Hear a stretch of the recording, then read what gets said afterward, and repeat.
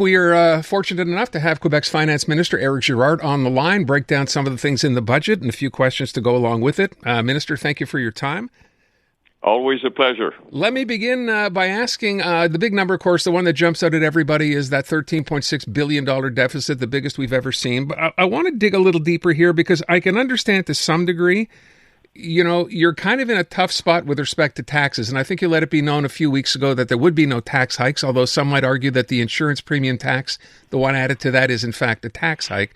But the thing that I'm trying to understand here, because you've been accused by the opposition of wearing rose-colored glasses, i.e., you know, looking far too optimistic about what might happen, because to some degree you're basing these figures on, I think you said 10%, as possibly where the U.S. tariffs settle out. Well, we now know, a day later, and you can't fault you for not knowing this, the auto tariffs alone are going to be 25%. At least that's how it looks today.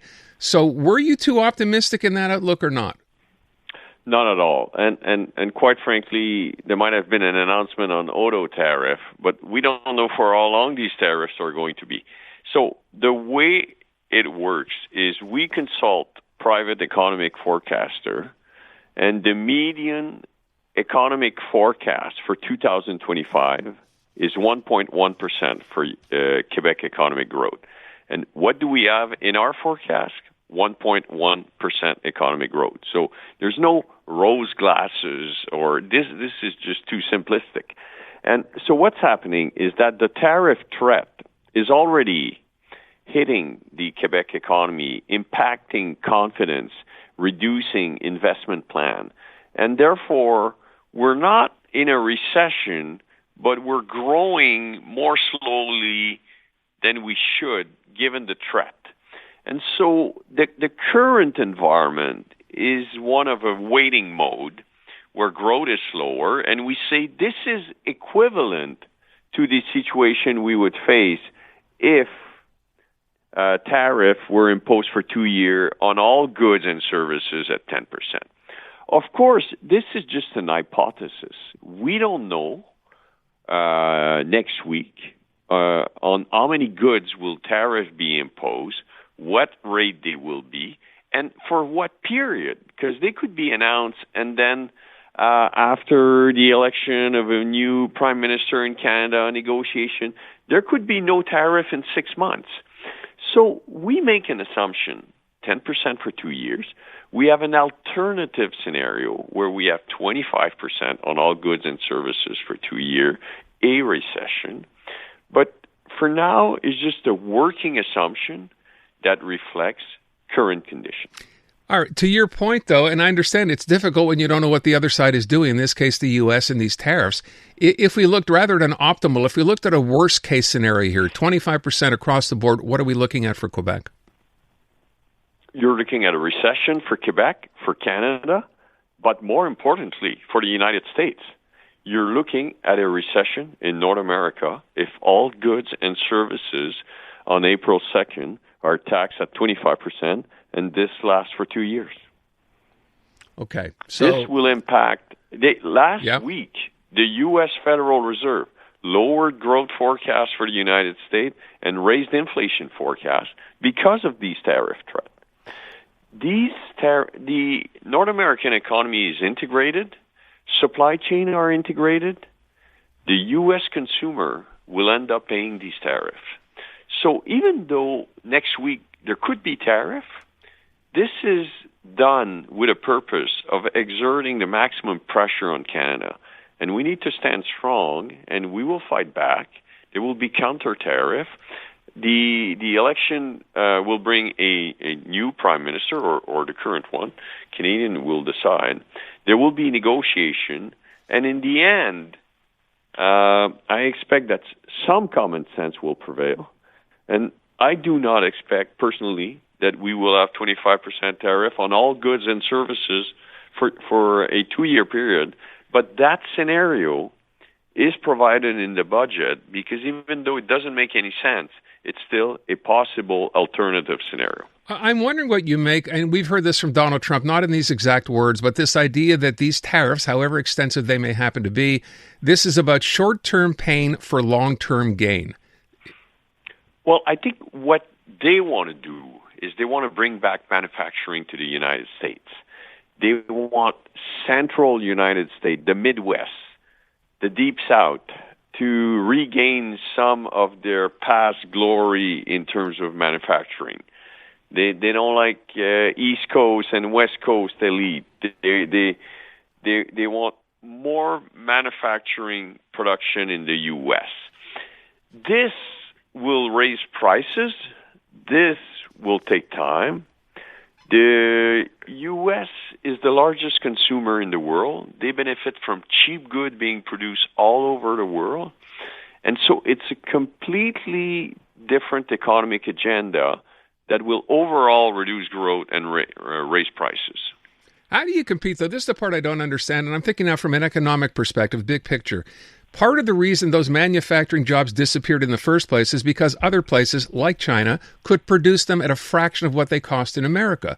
How is that any different now if you're thinking, well, we'll produce them at home, and therefore we can cut out all these other countries because, we're paying too much money to bring them in the country? They could never produce them for as cheap as they could anywhere else, or has that changed? Well, take the auto industry, for example.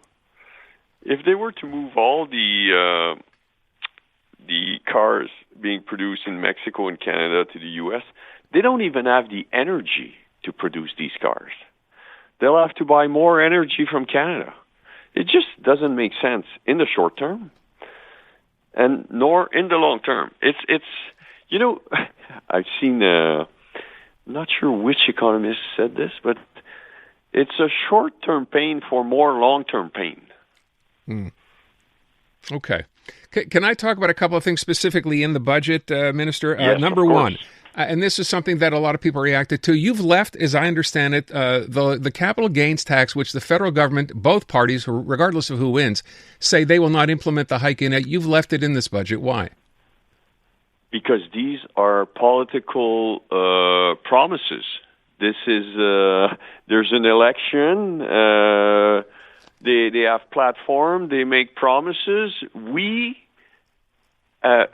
Fiscal legislation is a serious business, and when they raise the inclusion rate for capital gains, they also provided with some relaxation in terms of what I'm trying to say is they tightened the capital gain, but they also provided some additional flexibility for entrepreneurs so what I'm trying to say is that it's one thing to say you're going to cancel the capital gain inclusion rate, but you need to be more precise than that.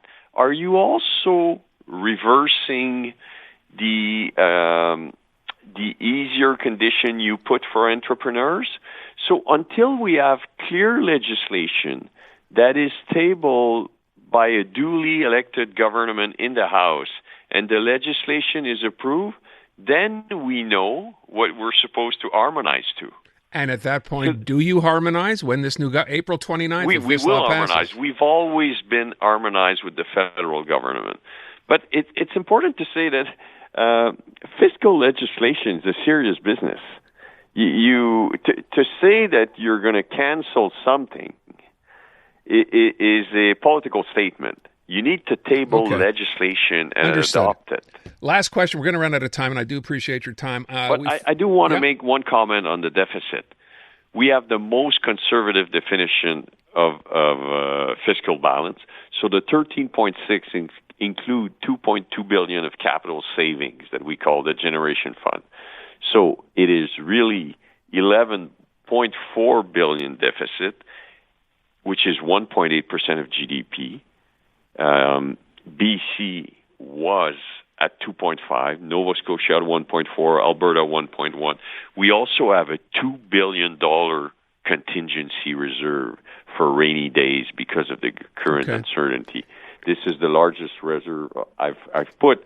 So the 2.2 capital payment, the $2 billion contingencies makes for a lower deficit. Last question. With respect, we found out today, actually, that the Quebec government told us, the CAC has said, right off the $270 million we lost on Northfold. Is that accounted for in your budget? Yes. that's really old news. I mean, we had subordinated debt in a corporation that has filed for bankruptcy. So unfortunately, when a corporation filed for bankruptcy, subordinated debt is worth zero. Okay. So yes, that's in the budget. Minister, I thank you for your time. Very much appreciate it. And let's schedule another call because you probably have more questions. I do, but we're out of time. Okay. We will follow up. Thanks so much. Thank you very much. Bye. Quebec Finance Minister Eric Girard.